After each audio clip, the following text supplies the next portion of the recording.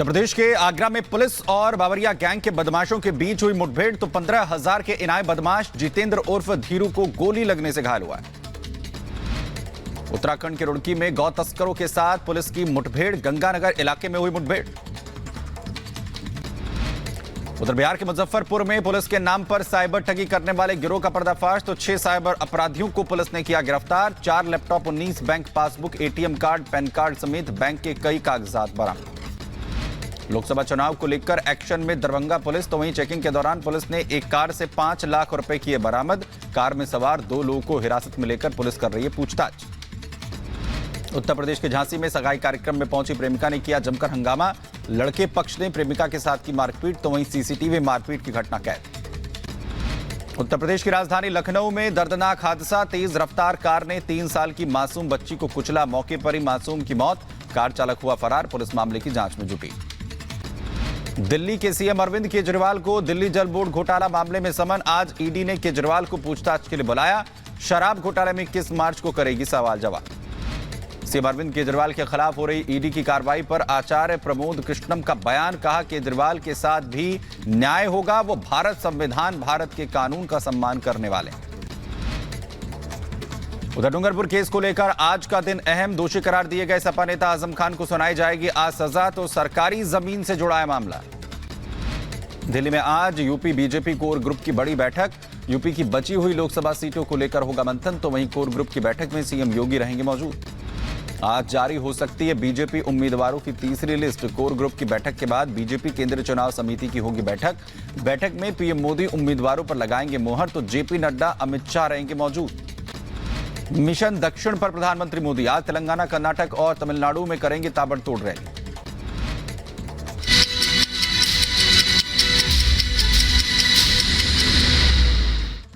जून को चुनाव होने हैं। पहले चरण में बिहार की 4 सीटों पर मतदान होगा, तो वहीं दूसरे, तीसरे, चौथे और 5वें चरणों में 5-5 सीटों पर, छठे और 7वें चरण में 8-8 सीटों पर मतदान होना है। Bureau report, Republic Bharat.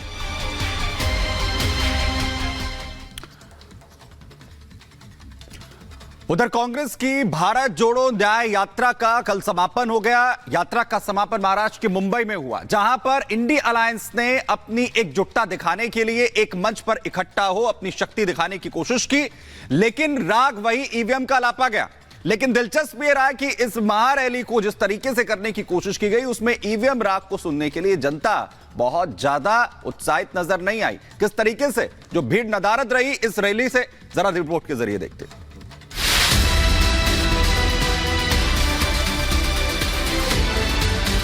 EVM के बिना नरेंद्र मोदी चुनाव नहीं जीत सकता है। अधूरी हसरतों का इल्जाम हर बार हम पे लगाना ठीक नहीं। वफा खुद से नहीं होती, खता ईवीएम की कहते हो।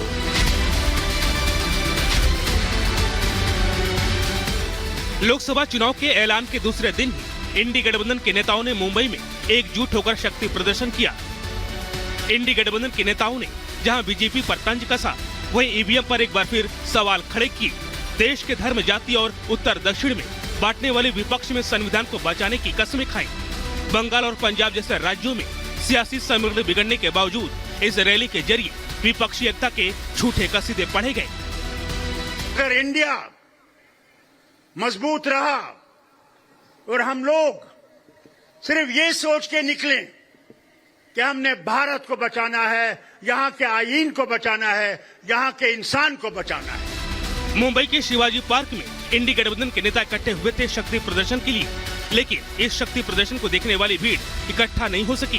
कांग्रेस से जैसे उसके पुराने नेताओं ने किनारा कर लिया, वैसे ही देश की जनता भी इंडी गठबंधन से किनारा करती नजर आ रही है। विपक्ष ने अपनी एकता दिखाने के लिए शानदार मंच सजाया, हजारों लोगों के बैठने की व्यवस्था की, लेकिन अफसोस इस रैली में आधे से ज्यादा कुर्सियां खाली रह गयी। इंडी गठबंधन की रैली की कुछ तस्वीरें तेजी से वायरल हो रही हैं, जिसमें साफ देखा जा सकता है कि आगे की कतार को छोड़ दिया जाए तो आधे से ज्यादा कुर्सियां खाली ही पड़ी थी। सूत्रों की माने तो मंच के आसपास जो भीड़ नजर आ रही है वो विपक्षी नेताओं के ही कार्यकर्ता थे। ऐसे में अंदाजा लगाना मुश्किल नहीं है कि देश की जनता को विपक्ष में कितना भरोसा है। इंडी गठबंधन के नेताओं ने जब शिवाजी पार्क में मंच संभाला तो इनका एजेंडा एक ही था, सभी ने एक सुर में ईवीएम और देश की जांच एजेंसियों पर निशाना साधा। राजा की आत्मा ईवीएम में है, हिंदुस्तान की हर संस्था में है, ईडी में है, सीबीआई में है, इनकम टैक्स डिपार्टमेंट में है। मैं आपको बता रहा हूं, ईवीएम के बिना नरेंद्र मोदी चुनाव नहीं जीत सकता है। जहां देश के संवैधानिक संस्थानों को हाईजैक किया जा रहा है, अस्थायी सरकारों को, चुनी हुई सरकारों को, लोकतंत्र में मतदान जो आप लोगों ने किया वैसी सरकारों को खरीदा जा रहा है, ईडी सीबीआई के जरिए डरा करके तोड़ा जा रहा है, गिराया जा रहा है। ईवीएम पर सवाल उठाना विपक्ष की पुरानी फितरत रही है।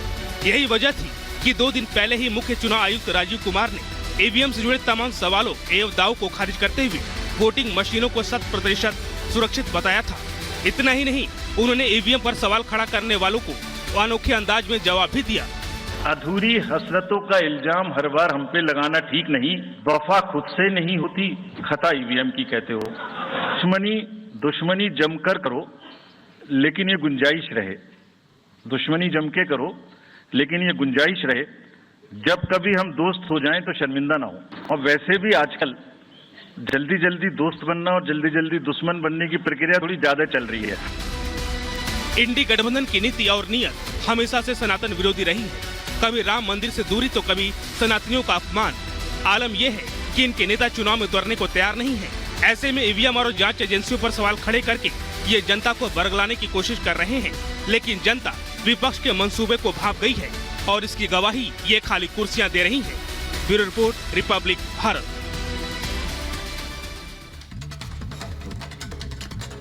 और वहीं दिल्ली में आज Uttar Pradesh BJP core group की बैठक होने जा रही है और इस बैठक में उत्तर प्रदेश की बची हुई सीटों पर जो है मंथन किया जाएगा। 1 मिनट की रिपोर्ट में आपको दिखाते हैं।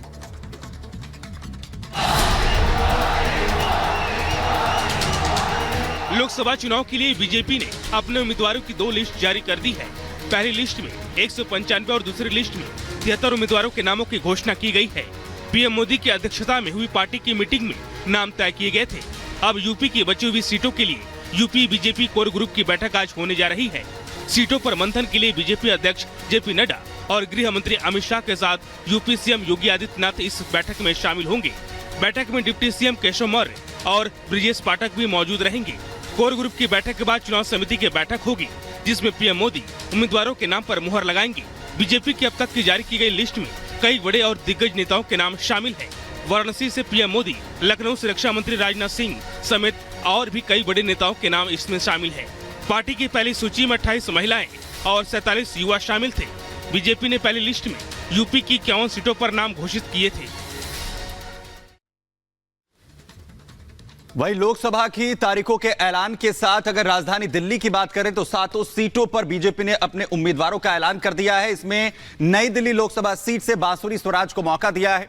रिपब्लिक भारत ने एक्सक्लूसिवली बांसुरी स्वराज से बातचीत की है, सुनवाते हैं आपको। लोकसभा चुनाव की तारीखों का अब तो ऐलान भी हो चुका है और अगर उम्मीदवारी की बात करें, मैं वहीं से शुरुआत करूंगा जी।